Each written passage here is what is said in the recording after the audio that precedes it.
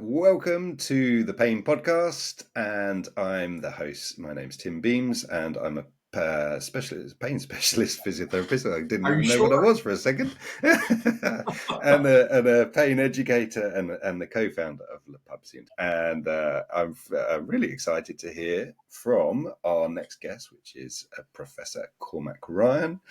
Cormac is the Professor of Clinical Rehabilitation at Teesside University, and you are involved in a couple of really interesting projects. One in particular, Flippin Pain, which we will talk about, which is about boosting knowledge, health-related knowledge, but pain-related knowledge out there in society, in the communities. So we've already been having a chat. And I said, "Stop talking, because what you're already telling me is really exciting."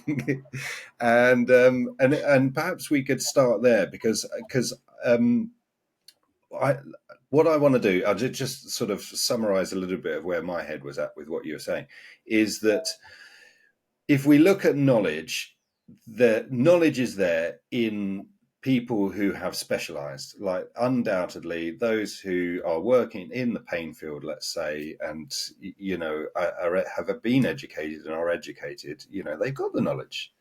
And in fact, what we're really struggling with is we're struggling with the sort of sharing that or getting accurate knowledge that will help people day to day. And I'm wondering, so can you tell us a little bit about you, the Flipping Pain, and really that dissemination process as well? Sure. Cheers, Tim. And thanks very much for the invite to come and chat to you today. Really looking forward to it. But I agree. I think we understand so much about persistent pain, how it works, what seems to keep it ticking over, how we might try and manage it better. But that information or that knowledge we're really hoarding it. We're not sharing it with everyone else. It's held within the few. And if you're a person with pain and you're lucky enough to actually get to one of those few, you'll probably receive really high quality care and really evidence based, guideline compliant care. But the vast majority won't reach those specialist individuals because the demand so heavily outweighs supply. If we look at the UK alone, 30 to 50% of people in the UK experience persistent pain. Now, not all of those, about 10 to 14% is sort of disabling persistent pain. But either way, whatever number you take there, these are large amounts of people. And if you compare that then to, let's say, specialist numbers, if we just take physio, for example, there are, when I last counted, approximately 600 physios in the Physiotherapy Pain Association. So these are physios with a specific interest in pain. 28 million versus 600. There's a huge mismatch there.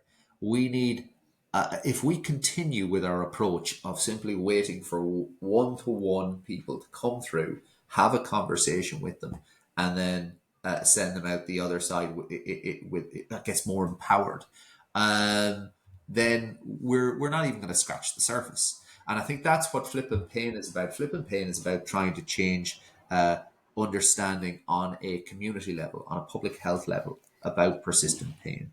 Its strapline is trying to change the way that people think about, talk about, and treat persistent pain.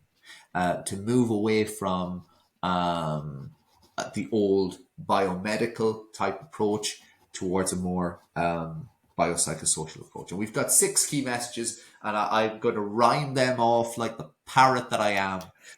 Persistent pain is common and can affect anyone. Hurt does not necessarily mean harm. Everything matters when it comes to pain. Medicines and surgeries are often not the answer. Understanding your pain can be key, and recovery is possible. Those sort of 6 key messages, we push forward at every single opportunity we can. And it's kind of trying to learn from things like marketing and politicians. If you chat to a politician, you ask them a question, they won't answer that question. They'll instead get across the key point. They'll use the Tony Blair thumbs, and they'll get across their point, the key thing they want to make, and they'll reiterate it over and over again. So you won't remember whether they answered the question or not. You won't remember so many things, but you'll probably remember their key point. And we need to take the best strategies from marketing and from communication and utilize those in our endeavors to try and communicate a better understanding of persistent pain. So it's taking and Flippin Pain does this really, really well. When I say that, I'm not blowing my own trumpet. I don't do a great deal of that, but the campaign led by Richard Pell at Connect Health. He's so switched on about good communication and good marketing, and I would argue all for the good. These are about trying to communicate good evidence-based messages, but using those strategies to facilitate that. And the campaign does that, as I say, really, really quite well. And yeah, that's what we've been trying to do. We've been trying to reach generalists with these messages. So inevitably, when we run events, we will get specialist individuals in, people with a real interest in persistent pain, who ultimately know all this already. But they enjoy the material, and they sometimes pick up interesting or new ways of perhaps phrasing something. So they do, I think, get something out of it. And they also get a lot, I think, out of the people with lived experience who are involved in our events. I'll come to that in a moment, but we're predominantly trying to reach those generalists. An example is we're attending a GP training course in Lincoln tomorrow, where it's going to be a half a day of essentially Flippin Pain messages to this bunch of newly trained GPs. And just think about how many people they will see, and like ripples across a pond, we increase the reach by just upskilling those guys a little. It, doesn't have to be amazing, but if by the end of the 2 or 3 hours they remember those 2 or 3 of those 6 key messages, they take that away. The hurt doesn't necessarily mean that everything matters when it comes to pain.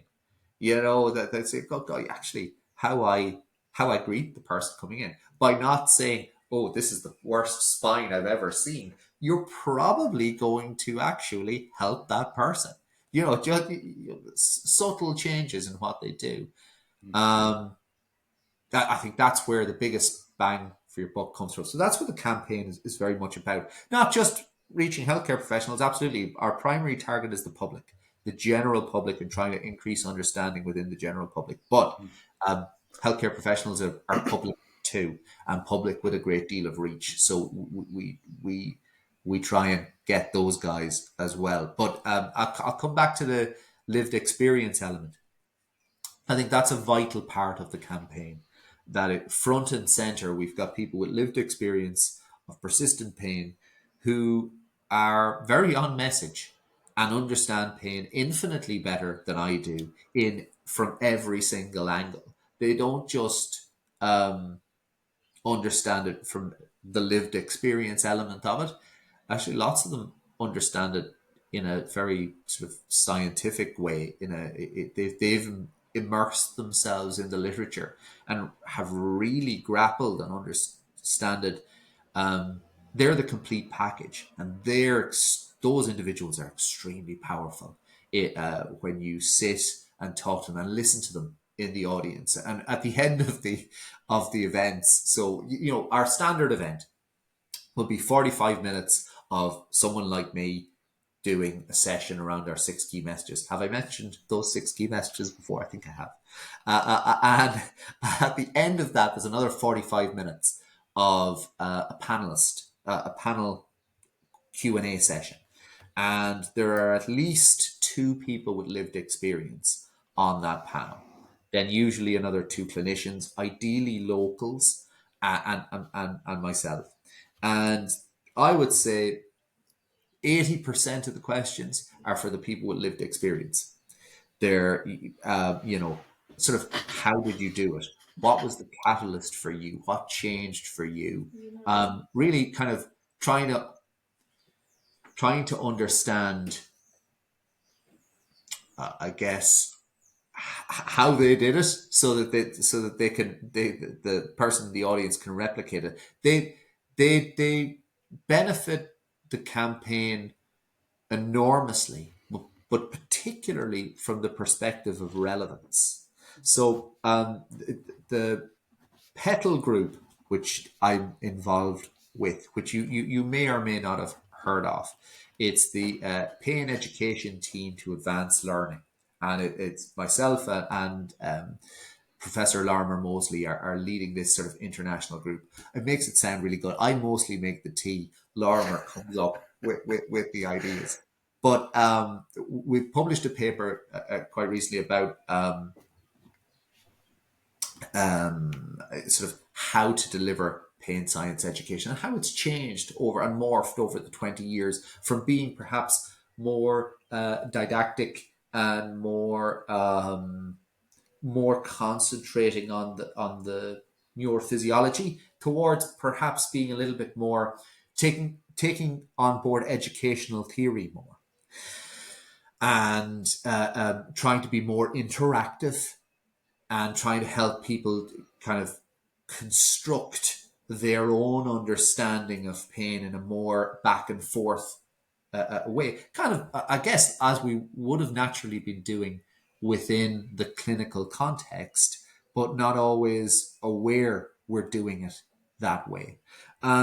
And within that approach, we talk about conceptual change theory.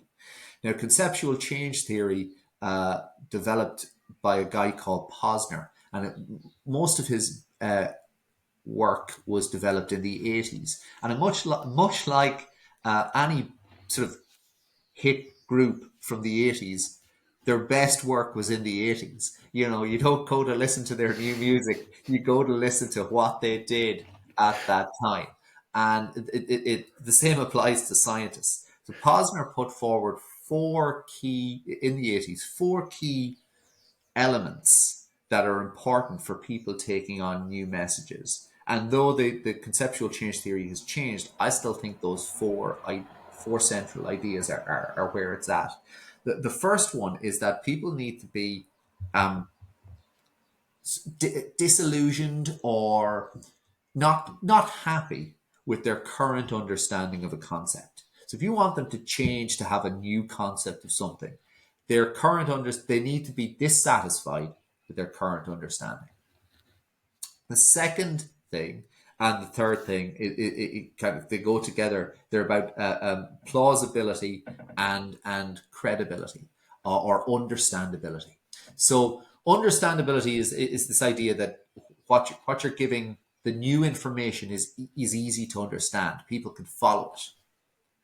And plausibility is that it's actually plausible. And the best example I can give of that is the pyramids. So if you said to someone, "Oh, the pyramids were built by aliens," people could understand that. They can understand that aliens might have come down and, with their new advanced technology, been able to create unbelievable structures 2,000 years ago. But it's not very plausible. So you need to have both, again, for people to take on these new messages. The new idea, the new concept needs to be easily understood, and it needs to be plausible. And then the fourth and final one is relevance. Relevance is that the person needs to think that the information they're getting is about them, is relevant to them, and is fruitful, is something they can use and in everyday life, and it can give them benefit. You need those four things to happen for conceptual change to occur. Now, we published a couple of qualitative papers, maybe about 10 years ago now, not quite 10 years ago, but roughly, and time and time again, relevance was the key issue. And my PhD student, Jamie Watson, who's no longer my PhD student, did a beautiful thesis looking at how conceptual change underpins pain science education and the new understanding of pain that people develop. And it kind of, he found that it really mapped those four concepts mapped nicely. You could see people who got it changing in those sort of four elements. But relevance kept, again, coming out as being such a key thing. And that's why having the people with lived experience at the events is so important. The person in the audience can be listening to what I'm saying and thinking, that guy knows nothing. He knows nothing of my life and the struggles that I have. And, how can he be telling me that this pain is not that my back's not damaged? It's excruciating. Of course it's damaged. And there's just a gap. There's a disconnect. But then you get the lived experience guys coming in, sharing their stories and talking about how this understanding flipped their approach. And I think you can see the light bulbs coming on in the people in the audience. You can see them kind of going, okay, I can now relate to the material that you've just talked about. Um, that's why that lived experience element is so important, and it is central to the public health campaign that we're doing. I guess that's a big difference. One of the big differences between doing it in a public health way and in the clinical space. In the clinical space, it's really just you and your patient. And sometimes within things like pain management programs, etc., you might have someone with lived experience come in and have that conversation. But again, that's for so few people. Whereas on a public health scale, getting the lived experience person in there front and center, you increase that relevance and reach in the messaging that you're giving. Yeah. So yeah, that's what we're doing, and it's really exciting work, extremely enjoyable work, and long may it continue. Yeah. Awesome. There's lots in there. Um, the thing that I'm sort of, it like comes up is about the barriers. Mhm. And I'm wondering at the public health level, like some of the barriers are the competing messages out there as well. Mhm. And I'm wondering like how because look, we've talked about funding and things like this before we came on, didn't we? A drugs company who are selling, whatever it is for, I don't know, headache or a knee pain or whatever, and the messages that they use in order for them to put that across to the public are immediately counter to many of the messages that are within that sort of more holistic understanding of pain. And I'm wondering, like, I just how would we best, or have you thought about how we best approach that? Ooh, it's a real challenge. I think when it comes to persistent pain, I think a mixed approach is the way forward. I don't. Everyone is on a different journey, and it's medicines and surgeries are often not the answer. Absolutely, but there are in some cases for some people where medicines may well be beneficial in the right situation for the right person, as long as it's in keeping with the clinical guidelines that are there. But what I think we could learn from our colleagues in sort of industry and pharmacy is their communication strategies. They're the way they sell, and I don't mean from the perspective of financially, but how they sell it metaphorically, how they talk about their interventions in such a positive way, um, increasing that expectation effect. And I think that expectation effect is something that we as healthcare professionals do often do quite poorly, by trying to set very realistic goals for our patients, it with the most positive of intentions. I think potentially we're harpooning ourselves. We are creating sort of negative expectations, which become to a degree self-fulfilling prophecies. I think when we give something to a patient, certainly as a younger healthcare professional, I could remember saying, try these exercises. You know, I'm not overly optimistic, but give them a go. They're never going to work. They could be the best exercises you've ever encountered. I mean, if you look at the literature, look at the NICE guidelines, for example, it recommends physical activity for chronic pain. There's very, very few things that get through that bar to be recommended. Why is it recommended? It's recommended because the evidence supports its use. Okay, the effect sizes might not be enormous, but they're there, and it comes with so many other positive benefits. We should be waxing lyrical about the benefit of exercise, and we should be really, really positive about it.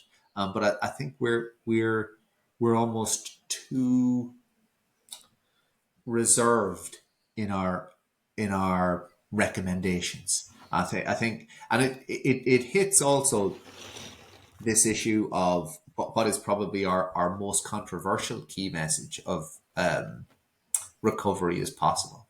I think that's a really, really interesting one. I think there's when we talk about recovery is possible, we're very quick to contextualize it. That we say that for some people that means their pain may go away. For other people, that might mean that they still have pain, but they're able to go back to work, or they still have pain, but they just feel better in themselves, better mood, better quality of life, etc. So it can be, recovery is possible. Recovery can mean different things to different people. But we don't at the same time shy away from the idea that actually the pain can go away as well. Do you know? It's almost this idea that nothing is set in stone. We are plastic. We are malleable. We can change. And just like we changed to develop persistent pain, we can also change to develop out of it. And it's being open to that possibility. I think as healthcare professionals, if we slam the door on it without having concrete proof that this door can't be opened back up, I think I think that's not the way to go. And I don't. That's different to acceptance. I think acceptance for many on their journey is really, really important, and I'm a big fan of it. Um, but acceptance is about accepting, well, this is the way that things are at the moment, and I have to manage within the means of what those things are at the moment. It doesn't mean that you give up, or it doesn't mean that things can't change. And I think that's a really important part of messaging throughout. I think for too long we've said to people with persistent pain that your pain can't change, and or within the pain management programs, the language of, well, we're going to focus on your function because your pain can't change. And whilst I 100% agree with the focus on function, I think absolutely. Um, I think adding on because your pain can't change, I think that has a iatrogenic effects, I think that that limits what we can do. And I don't think it's in keeping with what the literature says. Pain management programs, time and time again, show changes in pain intensity. Again, those changes are very modest, but they're changes, they're benefits. Pain can change. Um, um, but I'm not, and again, I'm not advocating that we completely refocus and just tackle pain. Absolutely not. Function should be where front and center of what we're trying to do, but we shouldn't do it to the detriment of pain or to the exclusion of trying to improve the experience of pain as well. I don't know if you're familiar with the VA pain um, um, outcome measure work. It's kind of, it runs alongside, or it's similar to the impact outcome measure work. So the impact outcome measure work was about developing key outcome measures for research. You know, what's the battery of outcome measures we should use, just so you get some consistency, so you can compare across trials, etc. And the VA pain work, which I'm not involved with, I have to say, but I really like it. Looked at outcome measures, but from the perspective of within the clinical context. So it's the same basic idea. What battery of outcome measures should we use within the clinical setting? And it's a really nice paper where they talk about it was sort of a Delphi style study where they were different experts, people with lived experience and clinicians, etc., talking about, well, what domains, what constructs should we focus on? And it's clear in the narrative that the people with lived experience heavily pushed for pain being one of the key outcome measures to include. The healthcare professionals were wanting to kind of say, well, look, let's shelve that and let's focus on, for want of a better word, something we can actually change. And the experts with lived experience perspective were saying, well, no, this is what's important to us, is relevant. So I don't think we should shy away from it, um, nor that we shouldn't try and change it. I think it can change.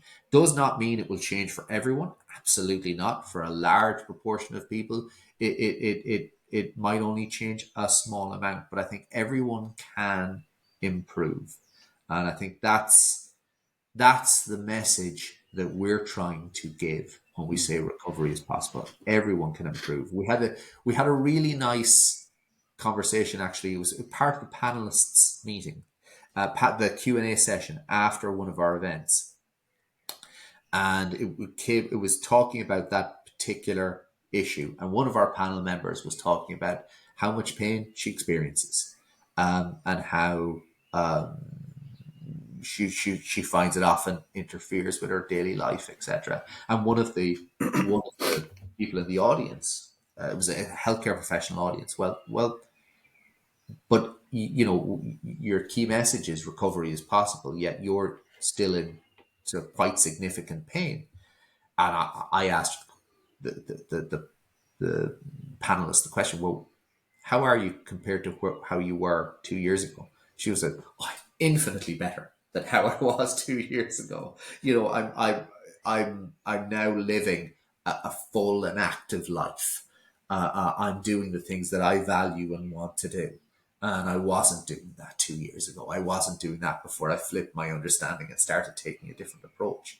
And you could see the cogs moving in the audience member who asked the question, going, okay, well, actually, yeah, I see recovery.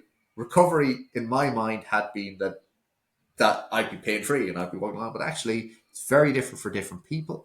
And her view of recovery, that the person with lived experience, was very unique to her, but she was living an infinitely better life from her perspective than she was before sort of starting her recovery journey.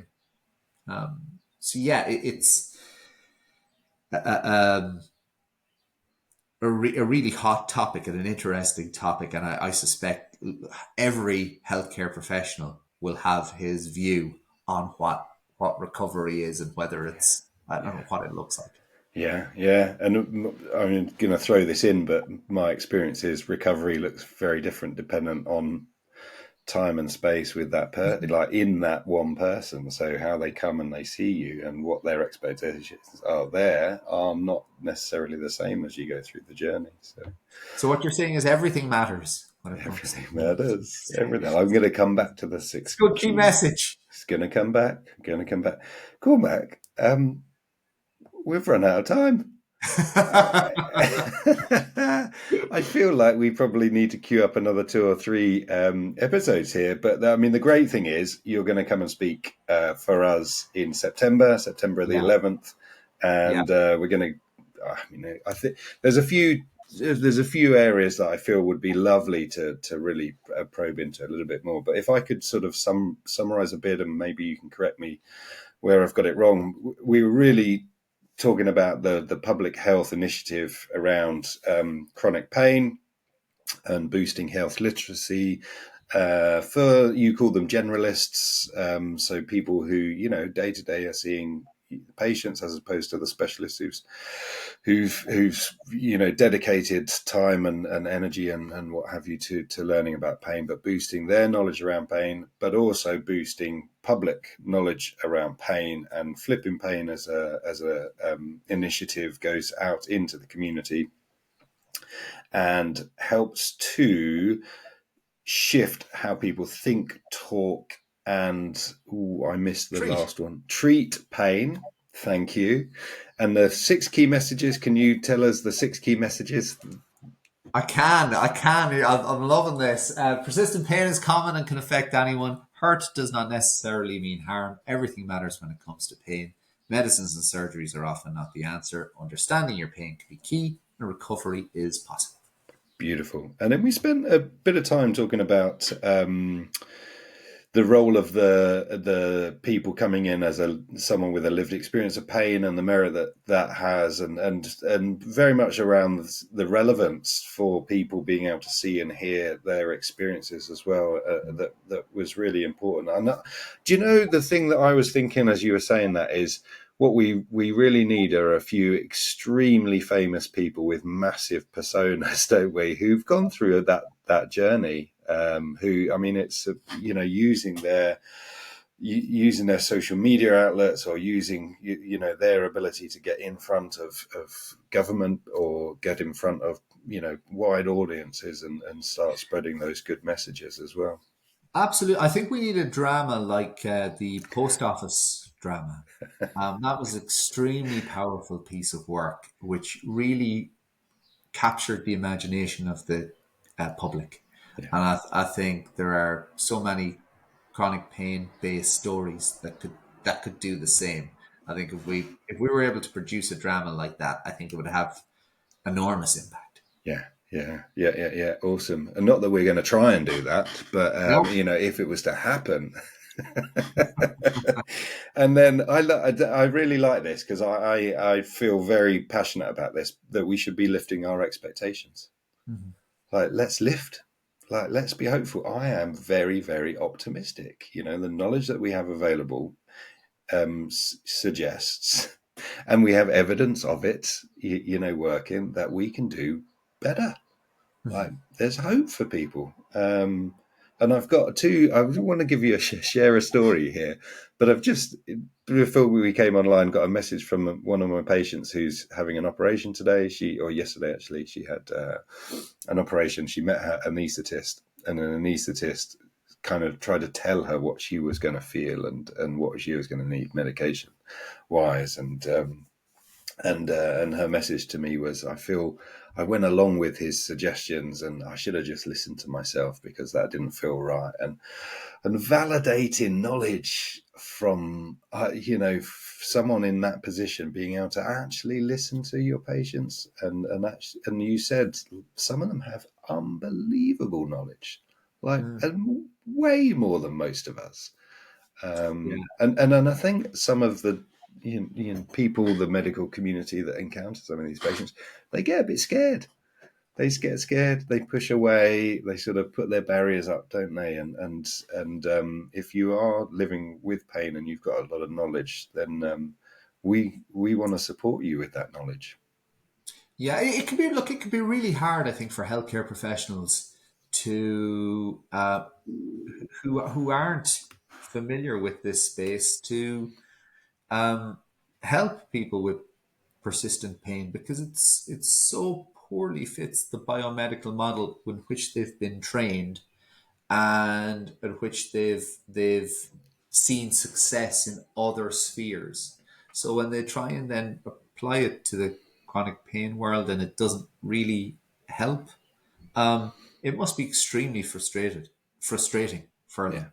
And they themselves must feel really disempowered and sort of at sea.